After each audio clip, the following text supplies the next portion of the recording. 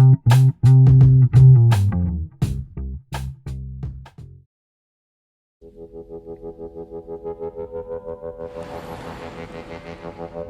is Bob Fass, and this is Radio Unnameable. Hello? Hello? What a voice. You should be on the air. Thank you. You are. I'm on the air. Oscillation,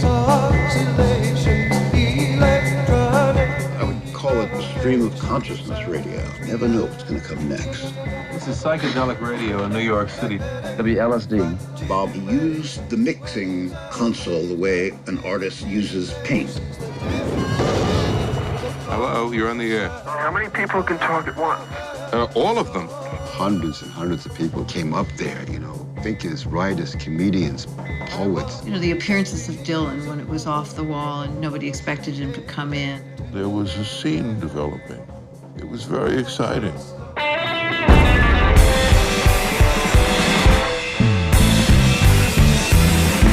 The WBAI was the pulse of the movement, and Bob was key. Tear gas canisters are raining right through the crowd. People began to call the station with reports. Yeah. Bob? Yes. They've got a girl right now, and he's got her by her hair, and he's dragging her out. These were like citizen journalists. It was sort of the forerunner of Twitter in a way. Bob represents the ideal of absolute free speech. I'm having handcuffs put on because I said I do not want to leave.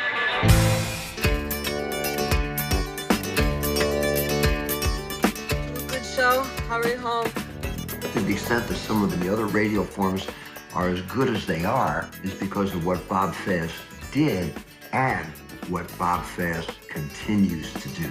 WBAI. Hello? How am I speaking to? Everybody is speaking to Albany, New York.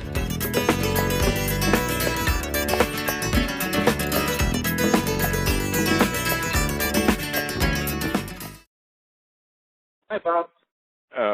Adam, how does this sound? Great. You sure? Because I have it on a phone with a little boost. And Oh, thanks for the boost. is it? It's all right. Okay. I can use a boost anytime. I appreciate it. Might get a little feedbacky, but what can I tell you? Well, I think the first thing that people will be interested in knowing is what you thought of the movie. What you thought of Radio Unnameable. Oh my God, I'm thrilled with it. I'm ready to do 5 or 6 different versions of it. Yeah, I heard that you were really impressed and that you had sat through it many times. No, I think it's really brilliant filmmaking, but I'm quite serious about the second thing I said too. I mean, I kept saying to Paul and Jessica, "Is this going to be in? Is that going to be in?" And they would tell me, "Well, it's only 90 minutes," and it actually turned out to be 87. So it's 50 years plus. Right. That are being condensed into that time, and there are many, many other what I consider high moments. Yeah, but are you able to experience the movie objectively at all? And then because for a lot of the people that go to see the film, they're blown away. I'm sure people are coming up to you. Well, I don't know. I mean, objectively, you mean, are there things in it that are false? No. What I'm sorry. What I meant was you just described that you know that there's so much. This could be a 3-hour film and probably still not touch upon, only touch upon a fraction of all the high moments, as you said. And, right. And I guess I'm getting. There are lots of high moments that weren't recorded. They used the archives mostly to make the film, photographs and tapes, and some slight, telling of a tale by me. But there are so many things that I don't know that I remember on and off the air from that time that have, that aren't showing up in the film. I mean, I don't know. I mean, it's about the radio program. There are things that happened behind the scenes at the station that are barely mentioned in the film that are like very important, I thought. Things happen to other people's programs during the Oh, well, of course, right. Yeah. But as you said, there's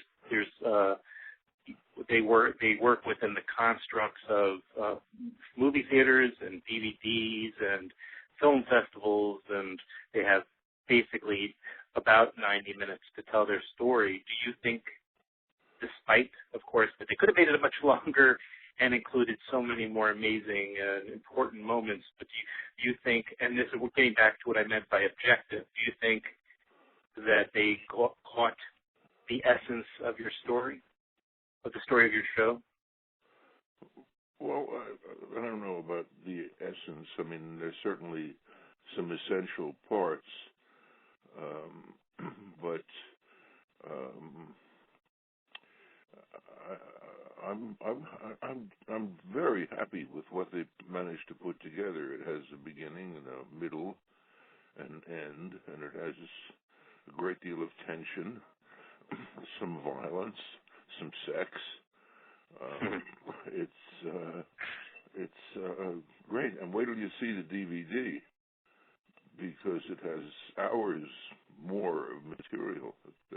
Yeah, well, sure. Well, that's great. And of course, that is one solution to what you were talking about, right?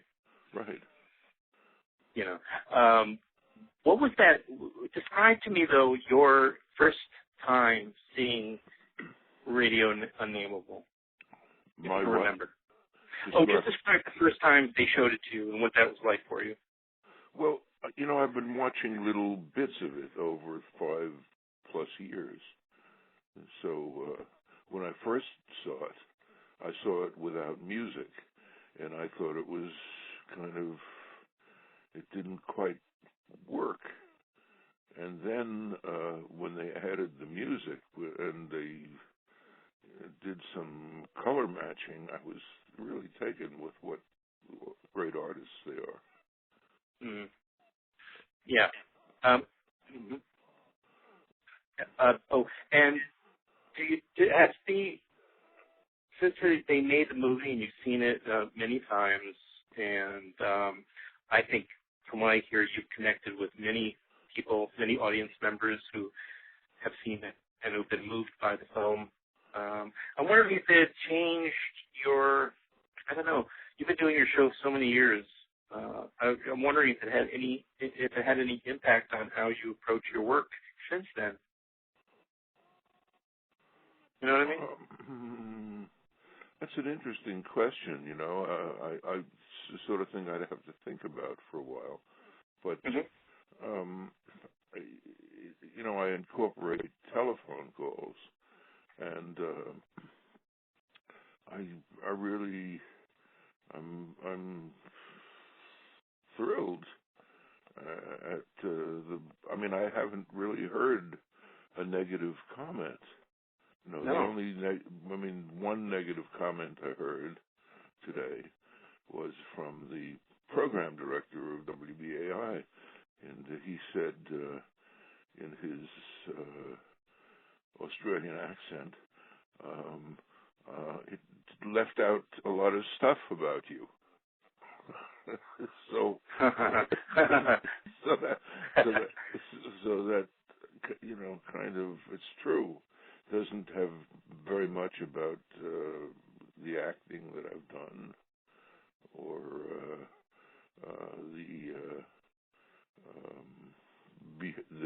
the yippie years,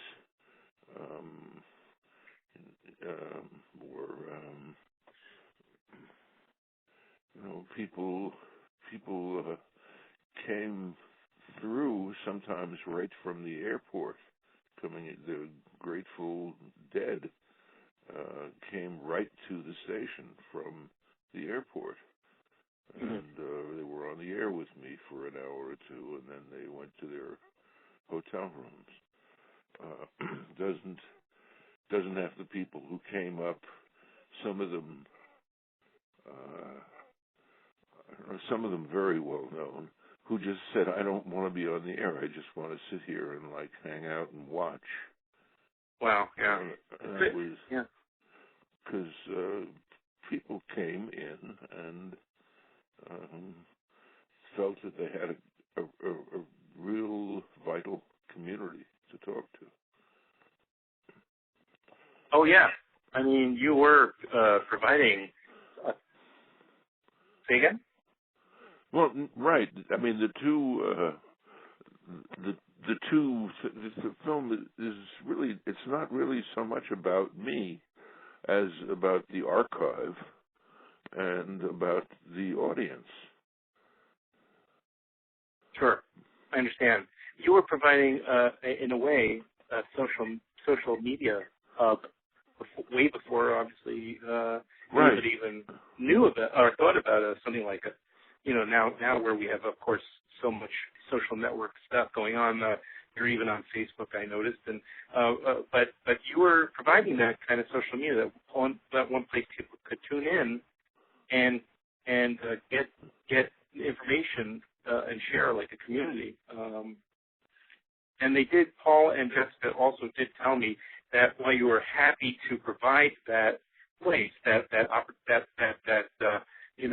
network, you didn't like being. You didn't want to be the guy in charge of it. You didn't want to be the guy who was the leader. You just wanted to provide the forum. Right. For that. Right. I mean, I think. Yeah, go ahead.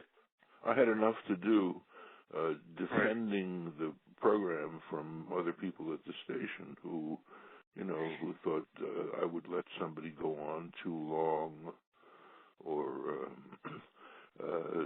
some of the musicians spent more time tuning than playing because they were nervous, or there would be internal criticism, and I had to deal with that.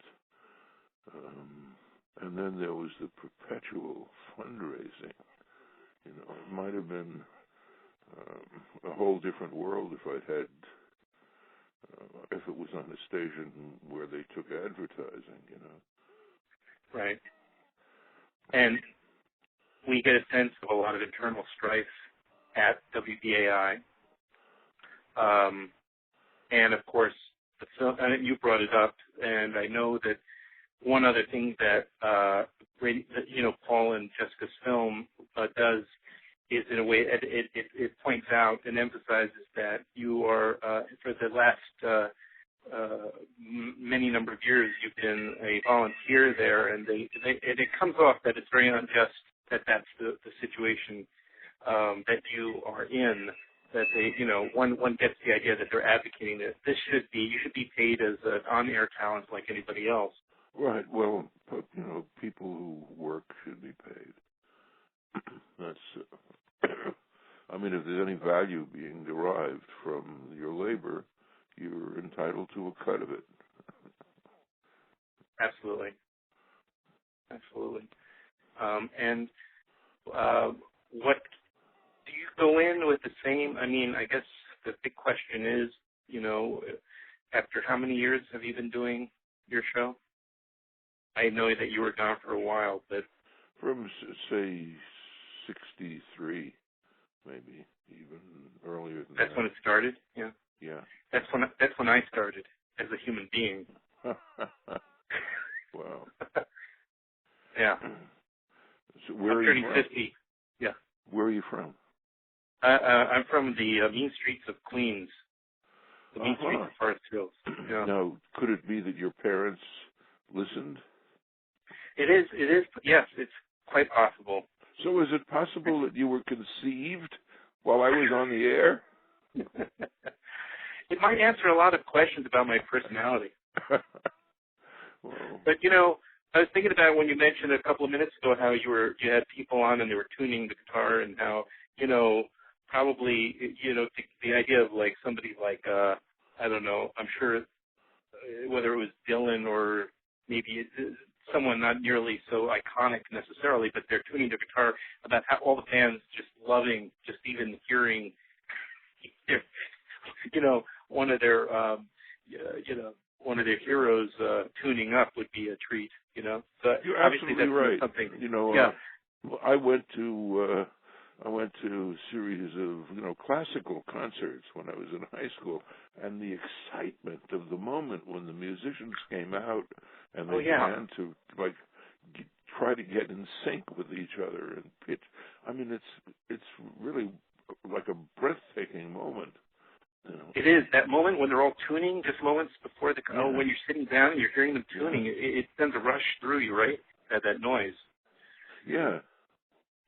Chaotic beauty or something like that. I don't know. It's just fantastic.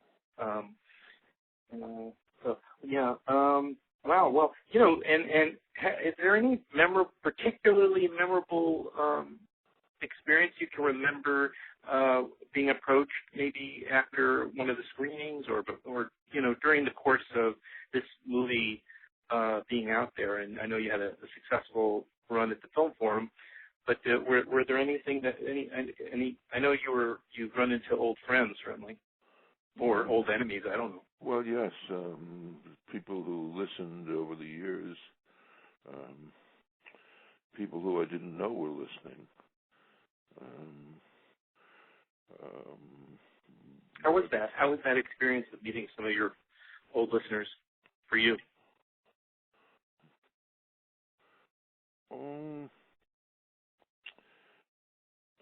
I don't know. It was always a surprise to me when someone brought up something that had happened that I had almost forgotten about myself. I met someone who said this is something in the film about a guy who wanted to commit suicide, and you kept him on the phone until the police managed to get him to a hospital and revive him. But you saved my life because you talked about burning draft cards. So he was saying that because I was against the draft, he thought about it, and it probably saved his life. Wow. So that was pretty exciting to me. And there's another time, too, There's something happening out here in Staten Island that, if you don't mind my taking... I don't know how much time we have, but go for it, I'd like to tell this little story. Staten Island is sort of a gateway to New York City, and a lot of truck traffic goes through here, right? Oh, yeah. And one time there was a truck that turned over, and about 20 turkeys escaped from the truck, living, breathing turkeys. And they scattered, and they went into the woods, which abound on Staten Island. And they not only did they survive, they had probably been raised in pens all their lives, but these turkeys had enough knowledge to, find worms that weren't delivered to them, and they prospered. And they had little turkeys, and you see them in some parts of Staten Island. The sidewalk is like covered with turkey poo, and you see turkeys in branches of little trees in front of houses. They're all over certain parts of Staten Island. Well, the United States Department of Agriculture is planning a slaughter of the turkeys. And, I have funny feelings about that. Yeah. I eat meat. But one time when I was at BAI in the early days when we were very creative about ways to raise money. We raffled off a turkey, a live turkey. You can have a turkey for Thanksgiving, contribute $1 and we'll pick whatever it was. Right. And they brought the turkey to the control room. I was an announcer in those days, and I just was sitting in the control room, and they brought this crate in with the turkey in it, a living turkey. And I shared this little tiny control room with this turkey for about 5 hours when I was doing my announcing shift. And every time I opened the microphone to say, "You've just heard Sibelius's whatever it was," the turkey would go, "Oh, oh, oh." And I had the feeling that he was saying, "Come help, save me, save me." And I just thought about that a lot. So I wonder what they're going to slaughter those turkeys because they say they can't even be fed to people because there's no way of knowing whether they're infected with avian flu or whatever it is. Sure. But that's terrible. It is. So that in itself, I might start talking about that on the air, They're going to, the rest of the country that's not familiar with Staten Island is going to really think you've finally lost it. But you can count on me to back you up. And tomorrow as I drive through Staten Island, I'm going to keep an eye out for turkeys. The turkeys, right. It's in, what section? Oh, they may be spraying tomorrow. That's another horror. Ugh. And that's probably why they're getting rid of the turkeys. Because if they spray around the turkeys, people will see all these dead birds lying around. And they'll think, "Oh, my God, what's it doing to me?" Right. Actually, hopefully that's their first thought. Well, we should have some sort of, song. We should write some song, some folk song to, about saving the turkeys, because I still think that's a good song. There's a song. Turkey in the Hay. Turkey in the Mall. Turkey in the Mall. The biggest shopping mall on the planet was built in Staten Island at one time. Is that right? It's no longer the biggest, but it's definitely worth seeing. Huh. And we have, on Staten Island, we have a Buddhist museum that the Dalai Lama came and visited and said, "Wow, you have some stuff that I wish I had."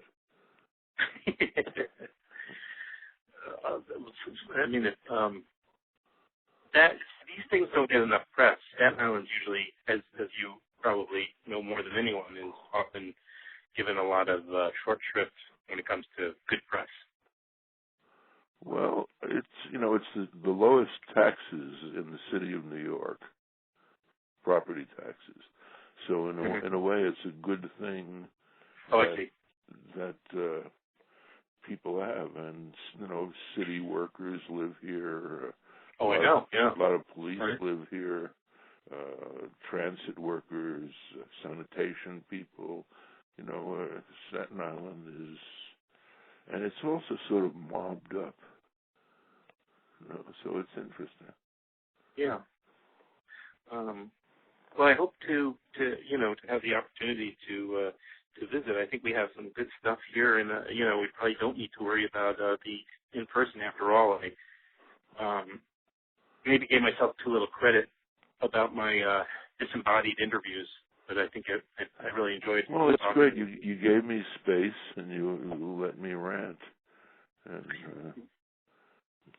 you should listen to my show. I will. Yeah, I'll send you. I don't think I have your email address, but I can send you a link to some of and to my show with Paul and Jessica, certainly, and I'll put them all together for one longer show. Okay, very good. Is there an email that I could send it to, or? Sure. Cabal Radio. Cabal? CABALRADIO. Got it. At Gmail. Okay. Very good. That's wonderful. Great.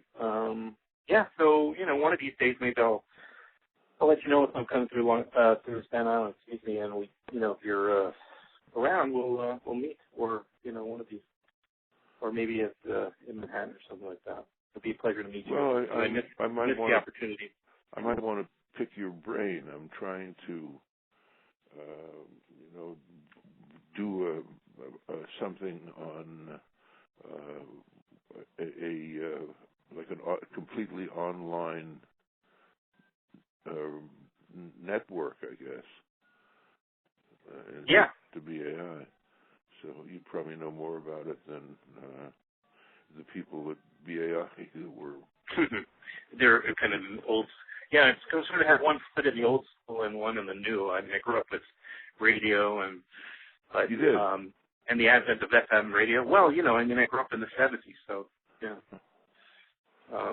And then out of necessity, I guess, and out of sort of the interest to sort of do something. I mean, actually, this, without going into details, this talk thing I do, which of course is on a very much smaller scale than what you do. I don't suggest to have that this is my career, but I was sort of offered, or somebody suggested it, and it started off as part of an internet radio show. Now it's just a podcast, and again, I don't know how familiar you are with the podcast whole thing, but it's just internet. So I'm liberated from a time slot, which is a nice thing. So you can make the show as long as it's short, and you don't, somebody whoever's listening has chosen to listen. They selected something, selected to listen to it. They didn't just turn on the radio at that moment. So you don't have to remind them necessarily all the time what they're listening to and all that. So I still like to do that occasionally. It's a different, it's a different medium, and even though it seems like superficially it's similar to talk radio, it's a different type of functionality underneath it. So, but I'm happy to, of course, talk to you at length about it. The thing that I would miss is the instant feedback. Right. Yeah. Exactly. You can build an audience, right? A community and a relationship with your audience is a little bit more in a flattened way that the internet offers. They're not exactly in touch with each other. Right. Right, exactly, which is something that has been of interest to you always, right? That kind of right. Relation. I can understand why that's attractive to you, or why that appeals to you, yeah. Right, well, just let me tell you one thing that indicates that. When I was an acting student, I came across a play called Fuente Ovejuna. What was it called? Fuente Ovejuna. It's about a Spanish town that, rather than having an individual, a person as the hero of the play, the whole town is the hero. And I like that. So you're. Are you? Does that mean at the same time you're rather suspicious of those who try to attain leadership, or is it? Are you look at more? You know what I'm saying? In other words, are you suspicious of those? And we're also sort of skeptical and cynical at this point of most leaders that we elect because of the whole structure. But I'm wondering if that whole, just that principle is something that you kind of, are suspicious of. Certainly good reason to be suspicious of it. We don't, Avi Hoffman used to say, we don't get the lesser of two evils, as they say. We get the least evil of two lessers. That's really, really well said. Yeah. Okay, well, thank you very much, Adam. And Very nice. Let's talk some more. I love that. Thanks a lot, Bob. Really nice meeting you. And same here. Bye now. All right, take care. Bye-bye.